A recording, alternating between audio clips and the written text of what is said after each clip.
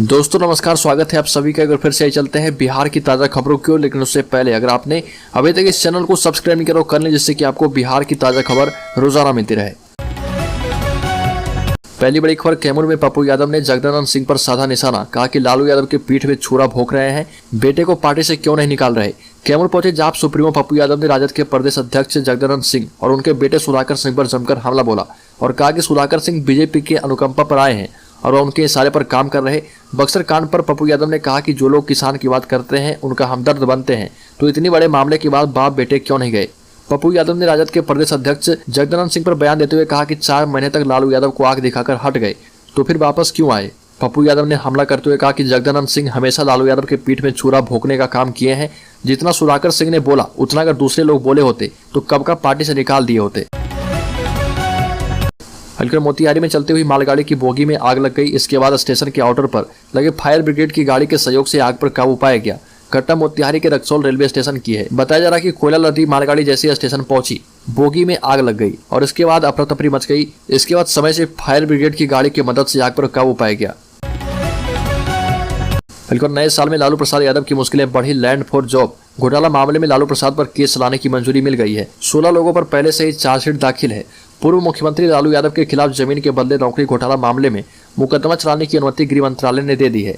नए साल में भी उनकी मुश्किलें कम नहीं है और मामले में सीबीआई लालू यादव, राबड़ी देवी और मीसा भारती सहित 16 आरोपियों के खिलाफ पिछले साल अक्टूबर में चार्जशीट दाखिल की थी, लेकिन घोटाले के समय केंद्रीय रेल मंत्री होने के कारण मुकदमा चलाने के लिए गृह मंत्रालय की मंजूरी चाहिए थी, जो कि मिल गई है। जानकारी की कोर्ट ने मुकदमा चलाने की अनुमति भी दे दी है। अब लालू प्रसाद सहित सभी आरोपियों के खिलाफ मुकदमा चलाने का रास्ता क्लियर हो गया है। बिहार के शिक्षा मंत्री चंद्रशेखर ने रामचरितमानस को नफरत फैलाने वाला ग्रंथ बताया। इसके बाद चारों तरफ आलोचना शुरू है और धार्मिक न्यास बोर्ड के पूर्व अध्यक्ष और महावीर मंदिर न्यास के सचिव किशोर कुणाल ने बिहार के शिक्षा मंत्री को रामायण का पाठ पढ़ाया और बताया कि जिस तरह से रामायण में प्रसंगों का जिक्र किया गया है उसके पीछे का अर्थ क्या है। ये भी बताया कि जो घटनाक्रम उस समय रामायण में घटता गया उसके मुताबिक छंद दोहा चौपाइयां बने हैं। कई छंद दोहा चौपाइयों का गलत मतलब निकाल लिया गया है।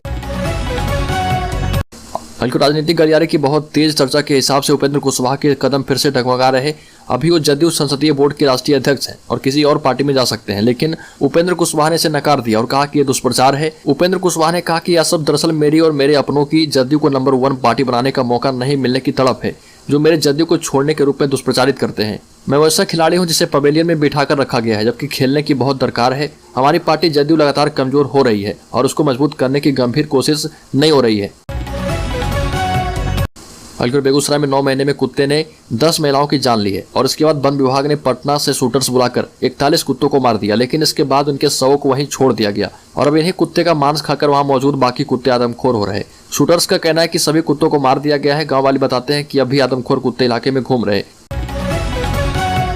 हल्कर बिहार में अब पैक्स कर्मियों के लिए सेवा रूल बुक अध्यक्षों की मनमानी नहीं चलेगी। बिहार के पैक्सों में काम करने वाले कर्मियों के लिए एक अच्छी खबर है। राज्य के पैक्सों में कार्य करने वाले कर्मियों के लिए पहली बार सरकार सेवा रूल बुक लागू करने जा रही है। इस रूल बुक के लागू होने के बाद पैक्स अध्यक्षों की मनमानी नहीं चलेगी, यानी पैक्सों में कर्मियों की नियुक्ति और इन्हें हटाने को लेकर अब तक पैक्स अध्यक्षों की तरफ से जो मनमानी देखने को मिलती थी उससे कर्मियों को राहत मिलने जा रही है। इस सेवा रूल बुक को 30 दिनों के अंदर राज्य के सभी पैक्सों में प्रबंधीकरण समिति से पारित कराना अनिवार्य किया गया है। अलखुर कैबिनेट की बैठक में सीएम नीतीश कुमार ने चंद्रशेखर को लगाई डांट।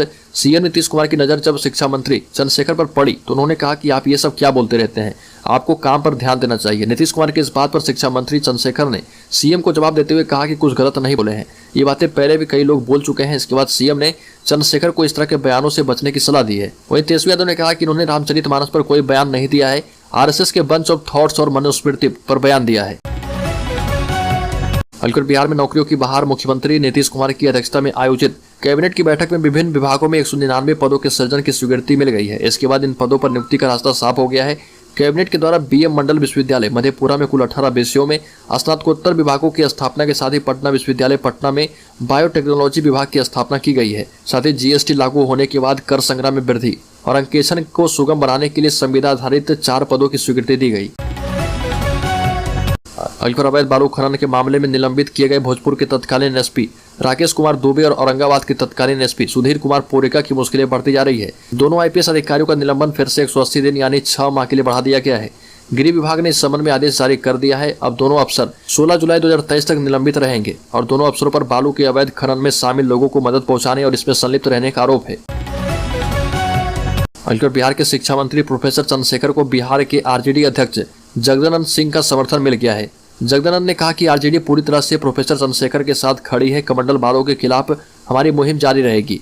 इससे पहले शिक्षा मंत्री डॉक्टर चंद्रशेखर ने एक बार फिर से अपने बयान पर कायम रहने की बात कहते हुए कहा कि मेरा बयान बहुजनों के हक में है और मैं उस पर अडिग एवं कायम रहूंगा। शिक्षा मंत्री ने कहा कि ग्रंथ की आड़ में गहरी साजिश से देश में जातीयता एवं नफरत का बीज बोने वाले बापू के हत्यारों की प्रतिक्रिया का परवाह नहीं करता। अलकर पटना के senior deputy collector Suraj Kumar Sinha के 16 वर्षीय पुत्र आयुष की संदिग्ध परिस्थिति में मौत हो गई। ये मौत स्वाभाविक है या फिर इसकी हत्या की गई है, इसको लेकर संशय बरकरार है। परिजनों का आरोप है कि आयुष की हत्या की गई है। वहीं इस मामले में पुलिस जांच कर रही है। परिजनों के आरोप के मुताबिक फुलवारी शरीफ के मौर्य बिहार स्थित मानस हॉस्पिटल स्थित नशा मुक्ति केंद्र में इलाज के दौरान संदिग्ध परिस्थिति में मौत हुई है।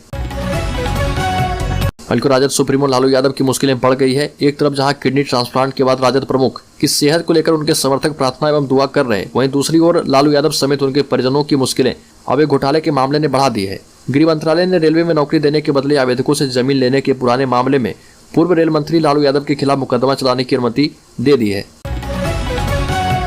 अलकर भागलपुर में विक्रमशिला पुल के समानांतर नए पुल के निर्माण का रास्ता हुआ साफ। बिहार में गंगा नदी पर विक्रमशिला सेतु के समानांतर नए 4 लेन पुल सहित रजौली बख्तियारपुर पैकेज 1 4 लेन सड़क निर्माण का रास्ता साफ हो गया है। इन दोनों परियोजनाओं में वाइल्ड लाइफ क्लियरेंस का इंतजार था, जिसे मंजूरी मिल चुकी है।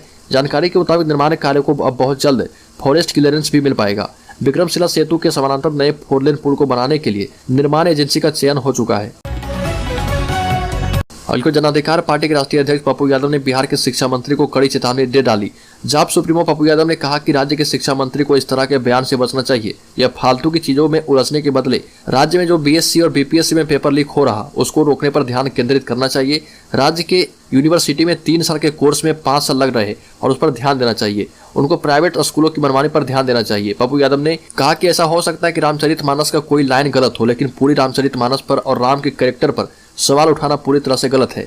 ऐसे लोगों को अपनी जबान पर कंट्रोल रखना चाहिए। राम तुलसीकृत जो रामायण लिखे गए उसमें लिखे गए किसी लाइन पर सवाल खड़ा हो सकते हैं, लेकिन राम के कैरेक्टर पर कभी कोई सवाल नहीं खड़ा हो सकता।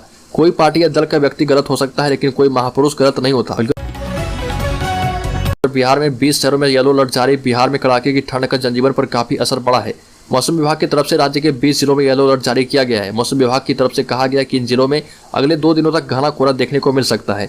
इस दौरान उत्तर पश्चिम की तरफ से आने वाली बर्फीली हवाओं के कारण पूरे बिहार में कभी-कभी देखने को मिल रही। जानकारी के मुताबिक मौसम में हो रहे लगातार बदलाव को देखते हुए मौसम विभाग और आपदा प्रबंधन विभाग ने लोगों से अपील करते हुए कहा कि जब तक कोई जरूरी काम ना हो तब तक घर से बाहर ना निकलें। इसके अलावा बुजुर्गों और बच्चों को भी ठंड से बचकर रहने की हिदायत दी गई।